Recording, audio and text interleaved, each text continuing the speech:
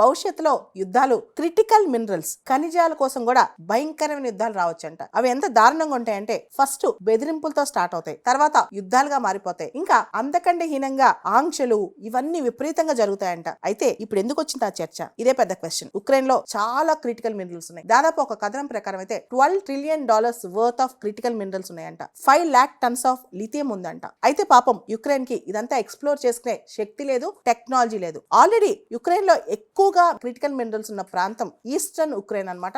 Russia దాదాపు చాలా భాగం అది ఆక్యుపై చేస్తుంది. డొనాల్డ్ ట్రంప్ అమెరికా అధ్యక్షుడైన తర్వాత ఉక్రెయిన్ పైన ఒత్తిడి మొదలెట్టాడు. మిగిలిన క్రిటికల్ మినరల్స్ ఏదైతే ఉన్నాయో ఉక్రెయిన్ ఆధ్వర్యంలో ఉన్నాయో 50% డీల్ నాకు ఇచ్చేయాలి, మేము ఎక్స్ప్లోర్ చేసుకుంటాం, మేము డబ్బులు ఇస్తాం, ఇవన్నీ చెప్పి డొనాల్డ్ ట్రంప్ జెలెన్స్కీని భయపెడుతున్నాడు, భ్రాంతికి గురి చేస్తున్నాడు. అంతేకాదు జెలెన్స్కీ మీద ప్రెషర్ కూడా తీసుకొస్తున్నాడంట. మనందరూ తెలుసు యుక్రెయిన్ లో క్రిటికల్ మినరల్స్ అవసరం. జెలెన్స్కీ నేను ఇవ్వను, నేను ఎలాంటి డీల్ సైన్ చేయను అంటాడు. ఎందుకంటే బాగా 3 సంవత్సరాల నుంచి యుద్ధంలో ఆల్మోస్ట్ ఎకనామికల్ గా మొత్తం కోల్పోయింది యుక్రెయిన్. ఈ టైంలో యుక్రెయిన్ ని డెవలప్ అవ్వాలంటే యుక్రెయిన్ కి ఈ క్రిటికల్ మినరల్స్ చాలా అవసరం. మనకు తెలుసు critical minerals, rare earth metals ఇవన్నీ కూడా ప్రస్తుతం డిమాండ్ లో ఉన్నాయి. అమెరికాకి చైనా నుంచి వచ్చే పరిస్థితి లేదు. చైనా అమెరికా మధ్య ట్రేడ్ వార్ స్టార్ట్ అయిపోయింది అనమాట.